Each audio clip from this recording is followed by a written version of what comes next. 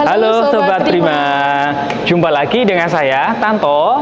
Dalam kesempatan webinar yang sangat luar biasa ini, saya sudah bersama dengan salah satu narasumber ya, termuda ya, talent yang dimiliki oleh Indoprima Group. Dan nanti kita akan menggali gitu ya, terkait dengan tema yang sangat luar biasa juga. Jadi spesial tema ini untuk memperingati Hari Sumpah Pemuda tahun 2024 Indonesia gitu ya. Dan tema pada kali ini, webinar kali ini adalah terkait dengan muda, berprestasi, dan menginspirasi gitu ya. Sudah hadir di tengah-tengah kita salah satu narasumber yang muda gitu ya, yang ada di Indoprima Group ya. Langsung saja kita kenalan dengan siapa nih? Mungkin bisa dikenalkan. Perkenalkan, nama saya Iva. Asli Malang, kemudian saya lulusan dari Politeknik Negeri Malang, jurusan Teknik Elektro. Gitu. Oke, ini manggilnya saya gimana nih? Ibu, Mbak, atau siapa nih? Kak, usianya berapa sih? Ngomong-ngomong. Usianya 24 tahun. Jadi 24 tahun. Mbak ya? Kak aja ya? Kak boleh. Oke, kita panggil Kak Iva ya, karena usianya masih sangat muda, teman-teman Sobat Prima semuanya. Jadi masih 24 tahun dan tentunya dengan berbagai prestasi yang sangat luar biasa gitu ya, makanya kita undang di webinar kali ini gitu ya. Oke, sebelum kita lanjut ke pembahasan terkait dengan prestasi-prestasi apa saja sih ya yang dimiliki oleh Kak Iva gitu ya, alangkah baiknya kita mendengarkan terlebih dahulu perkenalan gitu ya dari beliau, mulai dari pendidikan dasar sampai dengan terakhir gitu ya Kak Iva ya. Oke, silakan. Oke. Aku SMK itu jurusan Teknik Elektronika. Terus kemudian di sana lebih belajar mengenai elektronika analog. Kemudian menjuarai juga beberapa, waktu itu namanya LKS. Kemudian lanjut ke kuliah elektronika juga sama. Kemudian fokus ke AI waktu itu dan ikut penelitian dosen, lebih ke sana. Kemudian sekarang saya bekerja di Indoprima, kemudian menjabat sebagai inventory control WH lokal di Plan 1. Kemudian di Plan 1, job desk saya adalah menghitung ketersediaan material dan mengontrol stoknya supaya aman, karena di gudang kita itu lebih dari 4.000 material yang perlu kita kontrol stoknya, kemudian kita kontrol ketersediaannya. Oke, luar biasa, 4.000 item material gitu ya, variasinya sangat banyak ya Bu ya, 4.000 ya. Wah, tentu ini sangat menarik nanti ya untuk kita gali lebih dalam gitu ya. Waktu di Plan 1 ya Bu ya, di Nganjuk ya kalau nggak salah ya.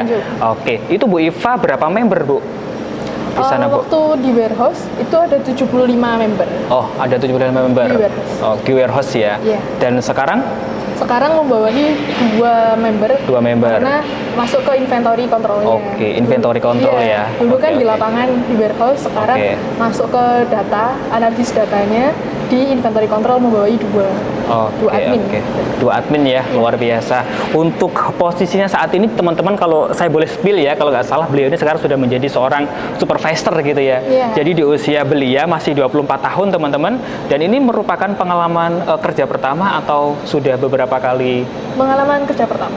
Pengalaman kerja pertama gitu ya, dan sudah dipercaya oleh Indoprima Group gitu ya, untuk memimpin sebuah section gitu ya, dengan membawahi beberapa member. Wah, luar biasa nih Kak Iva ya, saya jadi minder nih ya.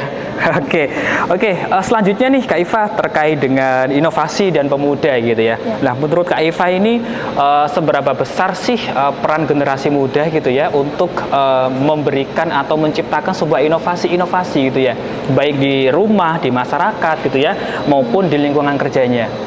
Bagaimana? Menurut saya dan juga pasti teman-teman yang lain juga akan berpikir yang sama, yaitu di mana inovasi anak muda itu identik dengan inovasi.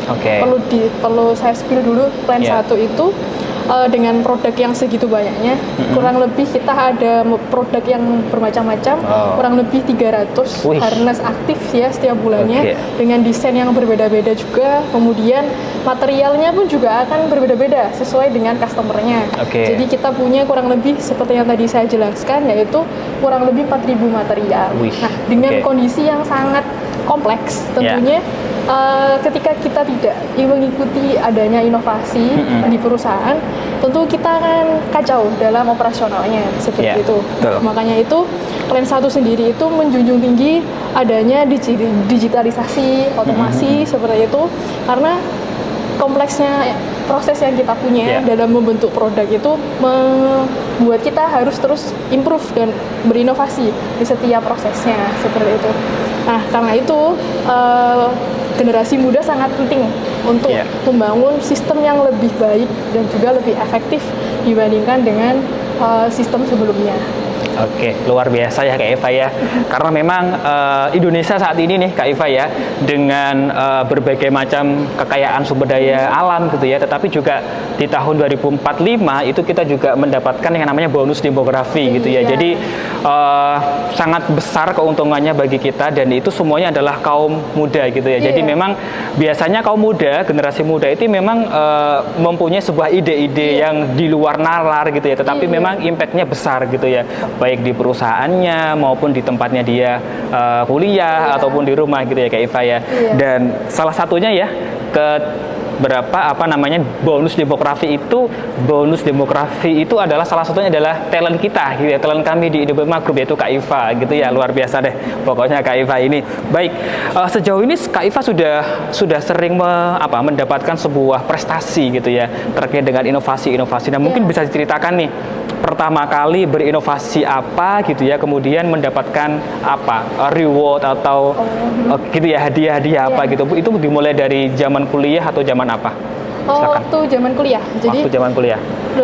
Dari proyek kecil, jadi waktu kuliah itu alhamdulillah dipercaya sebagai ketua proyek. Jadi kan setiap matkul ada proyeknya masing-masing. Nah, itu ada beberapa member dan dipercayai sebagai ketua. Nah, dari situ dari hal kecil, karena kan proyeknya kecil ya, untuk dapat nilai lulus kuliah aja. Habis itu lanjut karena udah terbiasa di proyek-proyek kecil, kemudian masuk ke skripsi. Nah, waktu itu skripsi akhirnya dapat kesempatan juga supaya dibiayai ya, karena kan bikin alat waktu itu. Jadi alat otomasi. Ada biayanya ya? Iya, alat otomasi. Jadi kita harus menentukan biaya. Jadi waktu itu masuk ke programnya Politeknik Negeri Malang di penelitian dosen. Karena dari situ akhirnya dapat beberapa output seperti jurnal. Jadi nanti kalau teman-teman mau search Latifatun Nazirah di Google Scholars, nah itu nanti muncul 2 jurnal yang waktu itu dibawahi seperti itu. Nah, kemudian karena sudah terbiasa project di skripsi, waktu saya masuk ke Indoprima, waktu itu kan saya masuk ke warehouse ya. Di warehouse itu ada project besar, yaitu project digitalisasi di warehouse management system. Jadi kita membangun sistem yang lebih baik dari sebelumnya. Nah, akhirnya rewardnya adalah kita bisa mengikuti ajang IDX antar XBU waktu itu, dilombakan dan akhirnya mendapat juara 1 karena kolaborasi dari banyak divisi, termasuk dari tim IS Plan 2, Pak Budi, Pak Widan, kemudian tim otomasi Plan 1 juga, waktu itu Pak Nasikin, Pak Roni, Pak Hari, kemudian ada juga dari tim produksi juga waktu itu, dan tentunya tim warehouse-nya Plan 1. Tadi Kak Eva menyebut kata-kata IDX gitu ya. Itu apa sih kata IDX itu Kak Eva? Mungkin boleh dijelaskan kepada kita semua, kepada Sobat Prima di rumah gitu ya. Saya juga penasaran apa sih IDX itu ya, kok sampai Kak Eva mengikuti ajang perlombaan tersebut gitu ya, yang diikuti oleh seluruh SBU Indoprima Group. Jadi Sobat Prima di rumah, sekedar informasi ya. Jadi Indoprima Group itu mempunyai member grup yang sangat banyak gitu ya, lebih dari 15 grup gitu ya. Tetapi saya tidak akan membahas itu Kak Eva. Saya ingin bertanya terkait dengan IDX itu apa sih sebenarnya, dan kok bisa gitu loh menjadi pemenang IDX padahal SBU kita itu banyak gitu. Jadi teman-teman perlu diketahui karena Indoprima itu punya banyak program di bidang inovasi ya, termasuk IDX. Nah, IDX itu ajang kompetisi bagi SBU di Indoprima untuk bisa melombakan proyek-proyek atau inovasi yang dianggap itu sangat berpengaruh di plan-nya masing-masing. Itu. Nah, karena dengan tema yang berbeda-beda tiap tahunnya, dan waktu tahun 2023 itu kita bertemakan warehouse. Jadi kompetisinya adalah mengadu bagaimana aplikasi atau inovasi setiap warehouse di Indoprima sendiri, Indoprima Group seperti itu. Nah, kemudian dinilai dan akhirnya kita nanti akan penilaiannya pun juga variatif karena nanti akan ada sesi ke lapangannya sendiri, kemudian presentasi seperti itu, kemudian kita adu bagaimana proyeknya, konsepnya kita adu. Nah akhirnya nanti akan ditentukan pemenangnya, di mana nanti siapa proyek yang nanti sangat berpengaruh, kemudian fitur-fitur atau mungkin aplikasinya yang nanti mudah atau enggak gitu ya, apa enggak, efektif apa tidak, seperti itu, yang berimpact kepada operasional gitu ya. Oke.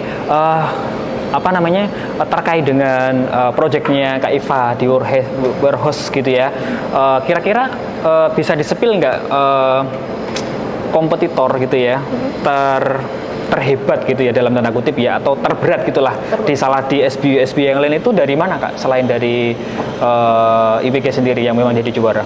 Dulu ada dari Industri. Oh, dari Industri ya? Itu terberat ya memang ya? Terberat. Oke, kenapa itu kok menjadi yang terberat menurut Kak Iva? Karena waktu itu konsepnya itu bukan hampir sama, tapi idenya itu hampir sama, tapi penerapannya yang berbeda. Jadi ketika di Industri itu seingatku ya Pak, itu adalah pakai RFID, gitu. Pakai RFID, dan kita udah menggunakan itu juga di FGS, di finish good, gudang finish good seperti itu. Nah karena waktu itu akhirnya kita konsepnya berbeda, jadi dirasa lebih cocok dan masuk. Oke, ya itu ya, memang karena Industri juga salah satu SBU yang sudah TBK juga, jadi Kak Iva buat teman-teman juga supaya tahu ya. Jadi memang cukup berat gitu ya saingannya dengan Industri ya. Oke, Kak Iva selama menjalankan proyek itu ya sebelum dilombakan itu bagaimana sih kolaborasi yang dibentuk dari Kak Iva dan timnya sehingga bisa memunculkan sebuah proyek dan produk yang bisa menang di kompetensi IDX itu? Di proyek itu kolaborasi itu penting ya Kak ya, soalnya yang pentingnya dari proyek bisa berhasil itu ya pentingnya adalah dari kolaborasi ya. Karena kalau tanpa kolaborasi tiap member itu nggak akan pernah bisa berhasil suatu proyek karena itu. Nah dari kolaborasi yang tercipta itu kita ada dua yang kuat. Yang kuat apa itu? Yang pertama dari antar divisi. Antar divisi. Jadi saya waktu pertama kali masuk anak baru ya, anak baru sangat impress dengan bagaimana divisi ini bekerja sama satu sama lain. Gitu. Tidak mementingkan tujuan divisi masing-masing. Contoh kan waktu itu kita tim AS-nya dari plan 2. Kemudian beda plan ya? Beda plan, tapi sangat dan kotanya beda ya? Iya, kotanya beda. Bahkan tim dari Margo sendiri pun terjun langsung ke Nganjuk. Tim Surabaya pergi ke Nganjuk. Luar biasa ya. Dari kota api ke kota angin gitu kan ibaratnya. Betul.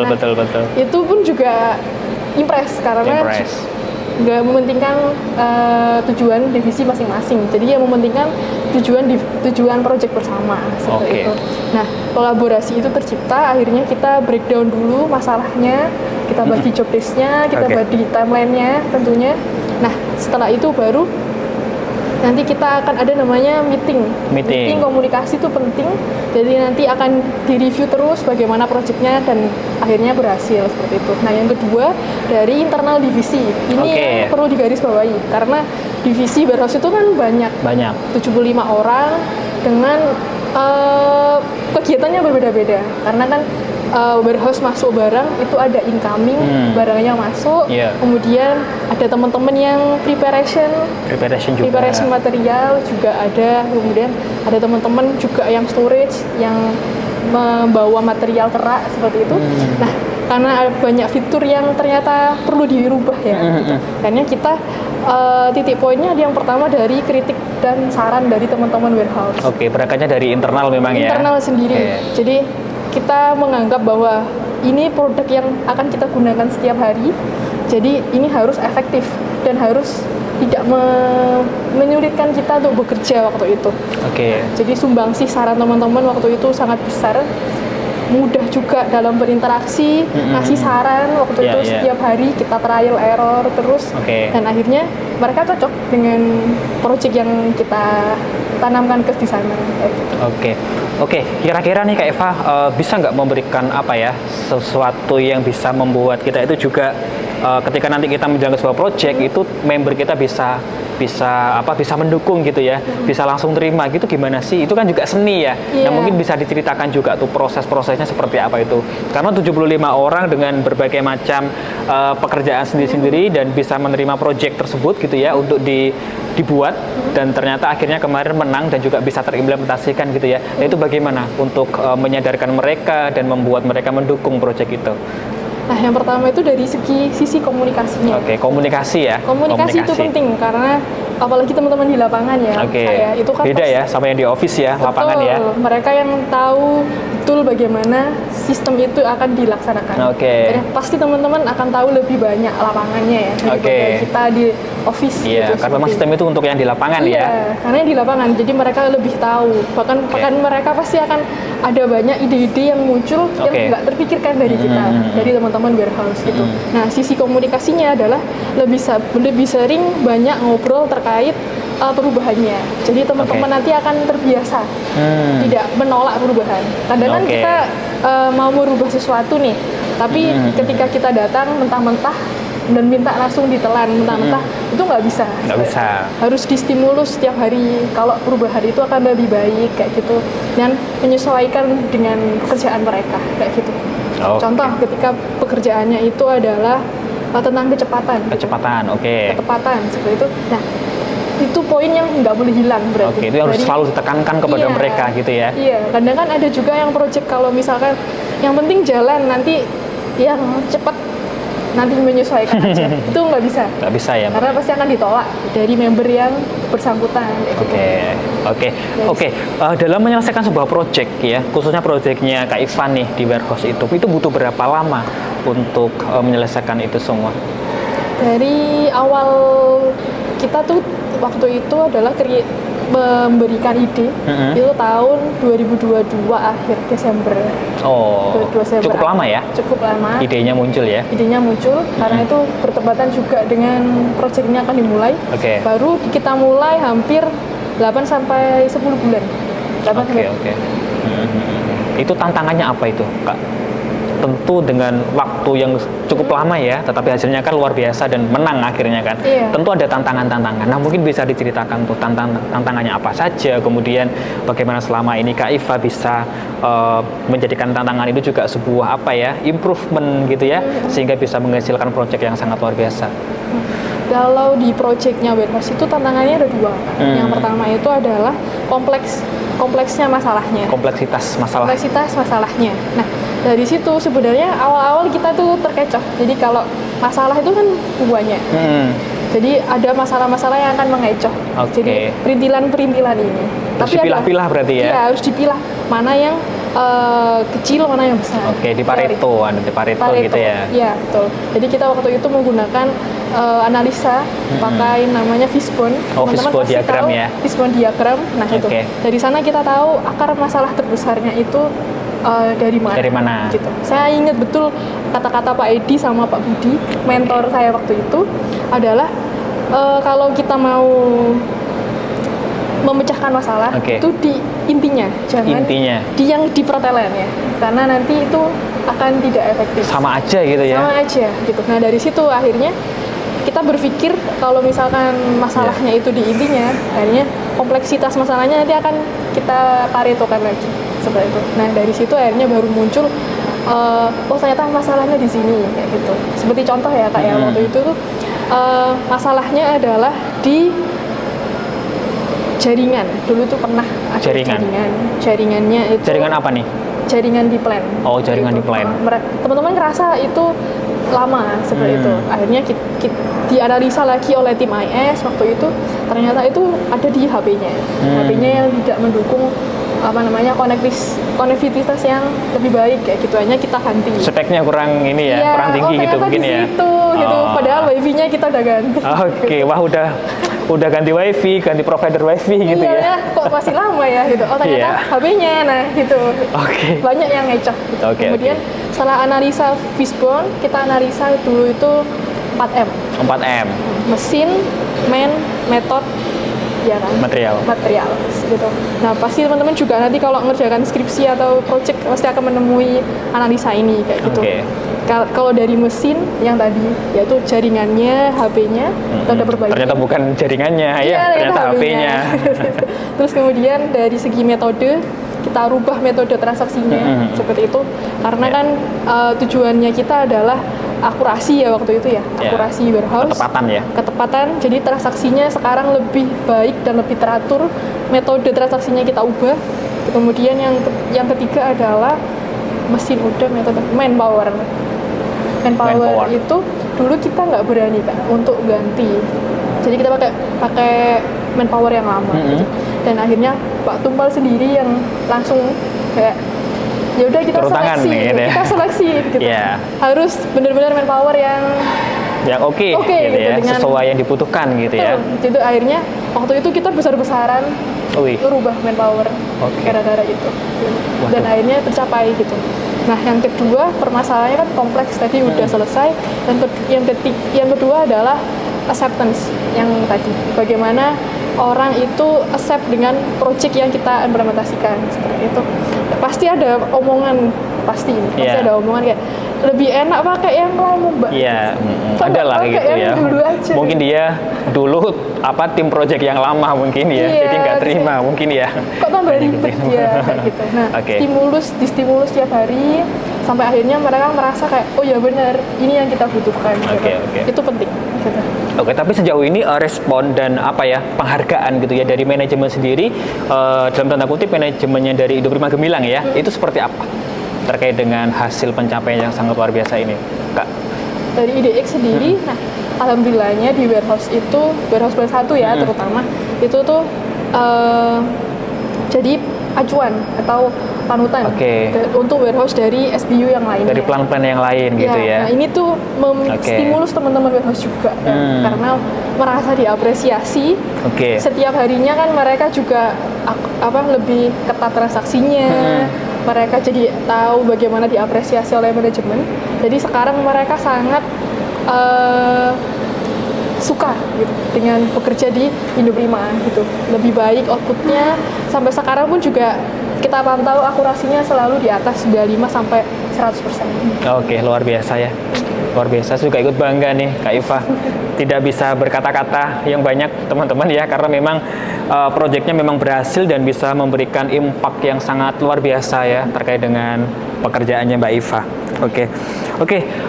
Sejauh ini sudah pernah ada nggak nih Kak Iva terkait dengan benchmarking gitu mungkin ya dari SBU yang lain ke warehouse-nya IPG yang ada di Nganjuk terkait dengan keberhasilan proyeknya Kak Iva? Benchmarking dulu itu dari Indospring. Dari Indospring ke Nganjuk waktu itu.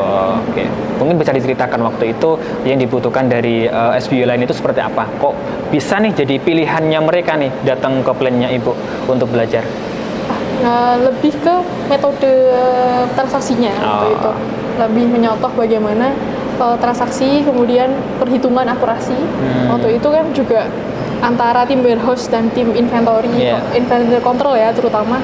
Nah itu bagaimana caranya kita menghitung akurasi yang tepat gitu, kemudian bagaimana menjaga akurasinya itu tetap ada dengan material yang segitu banyak. Menurut Kak Iva nih, pelajaran terbesar apa yang bisa diambil dan di-share ke kita Kak, ke Sobat Prima di rumah juga terkait dengan pengalaman Kakak mengikuti berbagai project gitu ya, kompetisi baik di Indoprima Group maupun di luar Indoprima Group? Yang pertama itu adalah sustainability project-nya. Sustainability project-nya itu keberlanjutan ya. Keberlanjutan project-nya. Jadi kita terakhir itu project terakhir selesai ya Kak ya, itu waktu IDX. Sekitar bulan Agustus kalau nggak salah 2023. Tapi setelah itu kita sebagai tim tidak langsung lepas tangan ketika project-nya selesai gitu. Nah ini yang perlu teman-teman garis bawahi ketika teman-teman membuat project dimanapun itu gitu. Karena setelah Mas Pro atau launching ya, itu kita masih ada kewajiban untuk menjaga proyeknya itu tetap berjalan. Tetap sustain gitu ya. Iya, jangan sampai kita kayak udah nih kita nggak ada kewajiban. Udah menang, udah nih kita nggak mau sentuh gitu. Dimuseumkan gitu ya. Nggak gitu kan ya proyeknya Kak Iva ya. Jadi kita masih punya kewajiban untuk menjaga itu tetap berjalan dan harus dipantau terus bagaimana keberlangsungannya gitu. Kemudian yang kedua, yang pertama itu, yang kedua adalah tentang inovasi itu tidak akan pernah berhenti. Oke, akan terus ada inovasi-inovasi baru ya. Betul. Nah, itu yang teman-teman ketika berkarya di satu jangan sampai berhenti ya, tapi harus di-upgrade. Jadi perlu diketahui sekarang itu Gudang kan udah menang di IDX itu, tapi kita tetap upgrade lagi di masalah gudangnya, yaitu lebih ke masalah tentang upgrade ke capacity, warehouse capacity kita hitung dengan yang lain. Kemudian ada juga kemarin itu tentang robot, kita mau ke arah AI di warehouse tahun ini seperti itu. Jadi inovasi itu tidak akan pernah berhenti. Oke, jadi tahun ini sudah ingin berinovasi lagi ke AI. Ke AI. Oke. Disimpan saja ya, jangan di-share dulu, nanti kita tunggu prestasinya di tahun depan gitu ya, Kak Iva ya. Wah, kita tunggu nih, nanti kita undang lagi nih Sobat Rima. Oke, menurut Kak Iva nih ya, bagaimana pandangan gitu ya Kak Iva terhadap peran pemuda gitu ya dalam inovasi ke depan gitu? Silakan. Bagi untuk pemuda, kan pemuda itu identik dengan inovasi, betul. Banyak ide-idenya, inovasinya banyak. Terus aktif betul, dan juga masih sehat gitu ya, masih bugar. Gampang bosen tapi ya Kak Iva salah satunya ya. Kita harus tetap bergerak gitu kan, prinsipnya kan dari sana. Terus karena dari situ teman-teman harus lebih kritis atau bisa disebut juga namanya jangan berhenti di satu titik. Jangan berhenti di satu titik, kita lihat ke lingkungan sekitar, apakah ada sesuatu yang tidak efektif, tidak bekerja dan membutuhkan perubahan seperti itu. Nah, dari rasa ingin tahu dan rasa risih ya ibaratnya ya. Nah, itulah nanti muncul ide-ide yang kita rasa adalah oh ini kayaknya penting untuk dirubah seperti itu. Kepedulian itu sih yang harus ada di diri teman-teman pemuda saat ini supaya bisa berinovasi gitu. Karena katanya kan 2035 ya, itu tahun emas untuk kita sebagai anak muda karena kita mulai memimpin seluruh akomodasi di negara kita kayak gitu. Luar biasa ya. Dan itu yang terbesar, salah satu yang terbesar itu adalah di negara kita, bonus demografi itu. Jadi ada beberapa negara itu yang nanti 2035 sampai 45 itu lebih banyak orang tuanya dan kita alhamdulillah itu nanti akan kebanjiran pemuda-pemuda gitu ya. Dan harapannya nanti bisa memunculkan inovasi-inovasi dan tentunya bisa memberikan impact yang besar ya bagi perusahaan dan bangsa gitu ya Kak Iva ya. Oke, sebelum kita closing nih Kak Iva, kira-kira ya saya mau tanya lagi nih, ke depan masih ada apa ya, cita-cita atau keinginan atau mungkin project yang akan dikembangkan atau dicapai oleh Kak Iva, ada nggak kira-kira? Ada pastinya. Apa itu Kak? Kalau dari diri sendiri itu upgrade skill juga. Kita penting upgrade skill untuk diri sendiri kita. Untuk harapannya ke depannya itu lebih fokus pada data analisis. Karena kan saya bekerja sebagai inventory control ya. Jadi data analisis yang menuju ke sistem AI nanti akan ke sana. Kemudian juga itu nanti akan dilombakan juga ya, diikutkan lomba di IDX ya. Semoga menang lagi ya. Oke. Tapi lumayan kan ya ininya ya, hadiahnya lumayan ya Kak Iva ya, lumayan ya. Oke. Nah lumayan tuh. Oke, yang terakhir nih Kak Iva, sebelum kita pamit ya, mungkin kesan pesan gitu ya kepada Sobat Rima yang ada di rumah gitu, khususnya untuk kaula muda, pemuda-pemuda Indonesia lah gitu, terkait dengan inovasi. Silakan. Teman-teman, kesan yang ingin saya sampaikan adalah jangan takut berinovasi, mulai aja dari sekarang, karena pasti nanti hasilnya juga akan teman-teman tunai. Ketika ada halangan, nanti ketika dalam berinovasi, jangan takut, coba dilihat lagi solusinya apa, counter mekanisme apa yang bisa dicapai untuk inovasinya biar bisa jalan, kayak gitu. Nah, harapannya juga teman-teman lebih aktif, baik saat bekerja ya, maupun saat kuliah juga mencari ilmu, bisa aktif dalam banyak hal. Contoh, kita teman-teman ketika ikut organisasi, ketika ikut ikut project atau mungkin yang lain, itu tuh nggak ada salahnya dan semua pasti akan berimpact kepada diri kita sendiri. Tidak ada salahnya untuk mempunyai banyak skill dan upgrade untuk skill-skill yang lain seperti itu. Oke, luar biasa. Semoga Sobat Rima yang ada di rumah bisa mengambil gitu ya semangat dan inovasi yang tadi disampaikan oleh Kak Iva ya, salah satu talent terbaik yang kita miliki, Indoprima Group miliki ya. Semoga harapan kita juga Kak Iva dan juga member-member yang lain bisa memberikan, khususnya pemuda-pemuda, kaum muda gitu ya, generasi muda yang menjadi bagian dari Indoprima Group bisa memberikan sesuatu yang lebih gitu ya, kepada Indoprima Group ke depannya gitu ya. Oke, kami kira cukup dulu ya Kak Eva ya, karena memang waktunya juga sudah mepet gitu ya. Saya Tanto, saya mohon maaf jika memang ada beberapa kata ataupun perbuatan yang kurang berkenan gitu, Sobat Prima. Saya Iva, saya juga minta maaf apabila ada kata yang salah dalam pengucapan. Oke. Tapi nggak salah kok Kak Iva, luar biasa semangat inovasinya gitu ya. Oke, Sobat Prima yang ada di rumah, sampai jumpa ya, bertemu di lain kesempatan, karena di bulan-bulan berikutnya kita akan banyak sekali ya webinar-webinar tentunya dengan menghadirkan narasumber-narasumber yang sangat menginspirasi.